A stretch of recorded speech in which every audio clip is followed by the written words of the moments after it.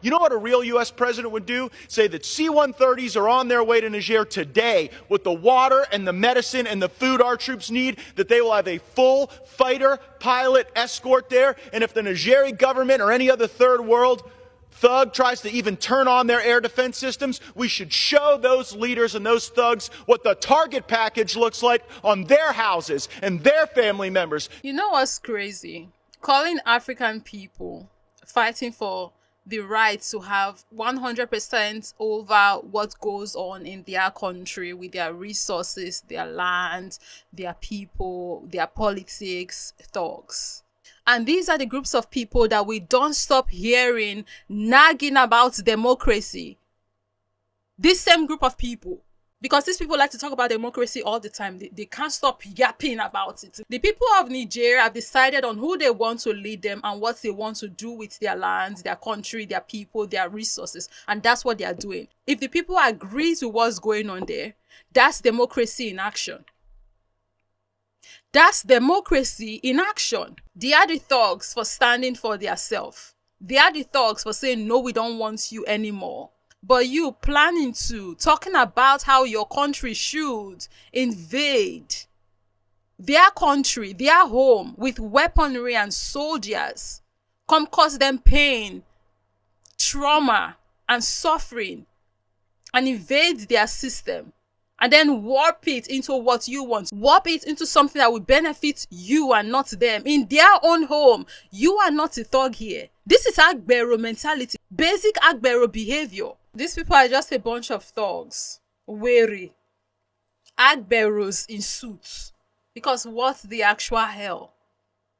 What the actual hell? And the fact that they can come on camera and say something like this, and this is not considered as them planning to carry out a terrorist act against the people of Niger. Just imagine for a second that this is an African leader who came on camera and said all the things that this guy said about America, talking about how they need to go down there with their military men and weapons and just bring down fire and brimstone to America. Imagine if an African leader says this. Do you think they would have been quiet about it? Do you think they would take that lightly?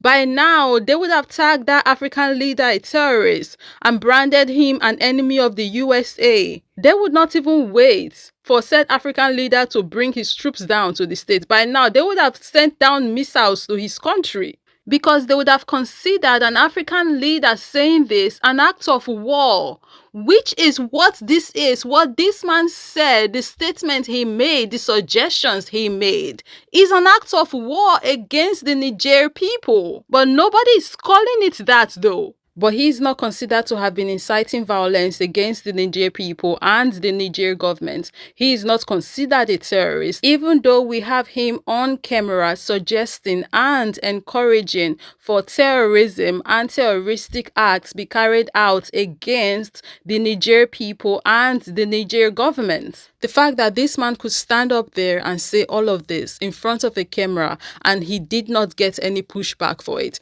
tells you a lot about the world that we live in for real and the double standards that exist. Because I bet you a leader from the Middle East would not be able to say something like this and go scot-free. If we have, and we do have, hundreds of African leaders that have been unalived just because they wanted these people to be out of their business, just because they wanted their people to live quality lives and thrive, just because they wanted their resources to benefit their people, they got unalived. You think an African leader would be allowed to just leave if he came out and said something like this? No. He won't. They won't let it fly. But this man can say something like this and nobody bats an eye. Nobody sees that anything that he said was wrong. The audacity, the nerve to think that, to believe that you should have say over a group of people, their home, how their country should be run, who should be in power, what should happen with their resources, when you are not a part of those people. This is crazy. The fact that we have to still be dealing with these people. But one thing we can see from these statements though, and there's more to the clip by the way, is that of course they are shaking in their boots. Because these people cannot literally survive on their own. They benefit from exploitation and other people suffering. That's how they become the world power that they are. That's how they get all the money that they have. So if they don't indulge in sinister, inhumane activities, they can't be up there. That's the only way they know to continue to maintain their lifestyle. Of course, they are afraid. They don't like what's going on the continent with Burkina Faso, Nigeria, Senegal, Mali. They don't like what's going on. And they fear that, this is going to spread. So not only are they trying to make sure it does it, they're trying to, spoil the ones that have already established themselves and now moving towards a more, Pan-African front, a more Pan-African era. They're trying to sabotage the old-ish. So things go back to the status quo that they like and they benefit from. Because it should not be Americans that are suffering because President Biden and Blinken are so embarrassed that their strategy in Africa failed, that they're willing to let Americans' conditions deteriorate. What about the conditions of African people that have been deteriorating for over 500 plus years now? And we are only starting to slowly see some progress. Of course, it doesn't matter. It doesn't matter the people who are suffering as long as they continue to live fine. That's okay. On here, like the hypocrisy on here talking about the Americans who are suffering. Who is supposed to be suffering though? And why does any of it have to be like this? That's the one that I just cannot wrap my head around. Like, nobody has to suffer. We don't have to suffer in Africa so you can live the kind of life that you are living. Americans don't have to suffer either. The thing is, there is enough for everybody to be happy. But these people don't want everybody to be happy though. They want a situation when one group of people are suffering so they can enjoy, even though it doesn't have to be like that. They want one group to be poor so they can be rich, even though it doesn't have to be like that. Like, it really doesn't. I can never understand these people. We should always keep our people's well-being at the forefront of our minds. And today we should be resupplying our troops in Niger, Africa, and we should dare these thugs and criminals to mess with us while we're doing that. This is a total embarrassment, but saving politicians and people like Biden and Blinken from embarrassment is not worth putting U.S. troops at risk. And words like thugs, like these words that they use when they're describing African people, is very intentional. And of course, it's a very old tactic. It's not something they do today, right? It's not something that they started doing today. Using words like thugs, words like uncivilized, words like terrorists to talk about people who are fighting for their rights and their homes. Words like, uncouth or uncouth people. I can never get myself to know what's the right pronunciation of that word is, but you guys, you get me, right? It's very intentional that they use these words because they're trying to dehumanize the people.